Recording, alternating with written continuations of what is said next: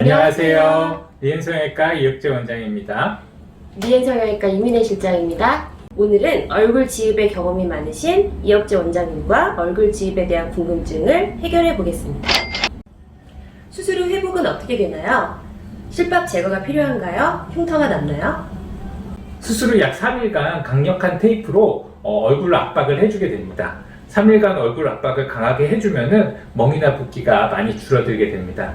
그리고 저는 이제 흡입 부위를 한 단 정도 실밥으로 꼬매주게 됩니다. 그래서 일주일 후에 실밥을 제거하러 한 번 더 내원하시게 됩니다. 저는 귀 밑이랑 턱 밑에 작은 구멍을 뚫어서 흡입을 하는데요. 그 흡입 부위가 크지는 않지만 흡입을 많이 하게 되면은 그 피부 부분이 압력을 받게 돼서 이렇게 회복이 잘 안 될 수도 있습니다. 그래서 한 땀 정도는 꼬매주게 되는데 꼬매지 않으면 오히려 흉터가 더 많이 남게 되고 꼬매는 경우에 흉터가 더 적게 남게 됩니다.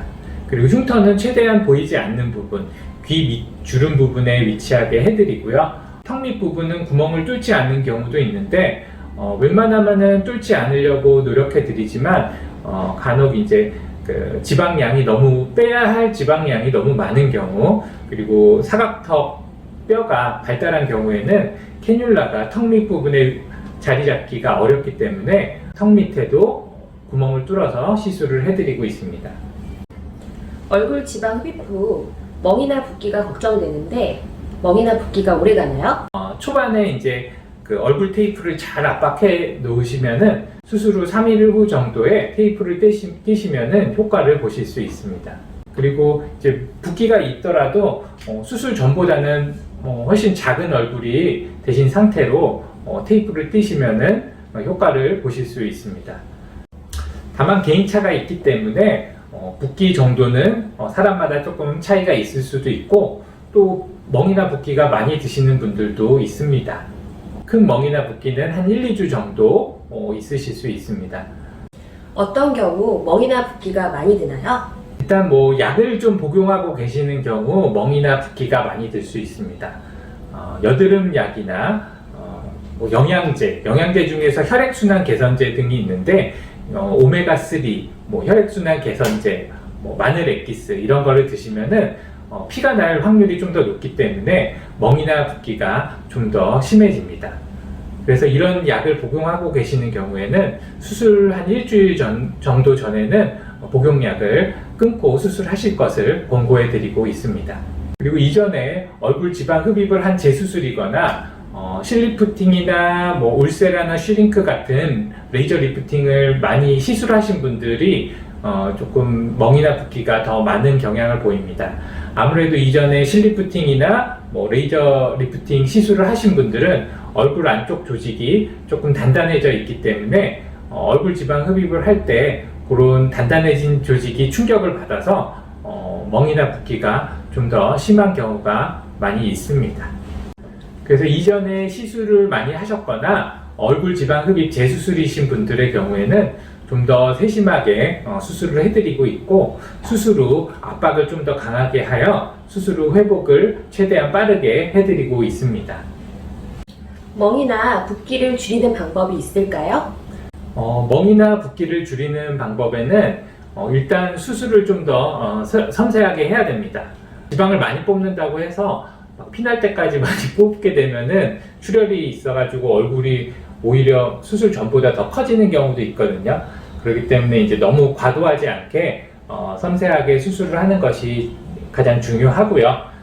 그리고 수술 후 2, 3일 내에 강한 압박을 해서 출혈이 생기는 것을 막는 것이 중요합니다. 저희 병원에 같은 경우에는 특수 테이프를 사용해 가지고 수술 후 한 3일 정도는 강한 압박을 해드리고 있습니다. 출혈이 안 생겨야지 회복도 빠르고 결과도 좋게 되거든요. 한 3일 정도는 불편하시지만 그렇게 강한 압박을 하셔야지 수술 후 좋은 경과를 얻으실 수 있습니다. 또한 수술 테이프를 붙이고 있는 한 3일 동안은 냉찜질을 좀 같이 해주셔야지 출혈을 막을 수 있고 멍이나 붓기가 생기는 것을 막기 때문에 한 3일 정도는 냉찜질을 잘 해주시는 것이 멍 붓기를 빨리 좋아지게 하는 가장 좋은 방법입니다. 그리고 그 외에는 이제 한 3일 이후부터는 좀 온찜질을 해주셔서 좀 이미 생긴 멍이나 붓기를 빨리 흡수되게 하는 것이 좋고요.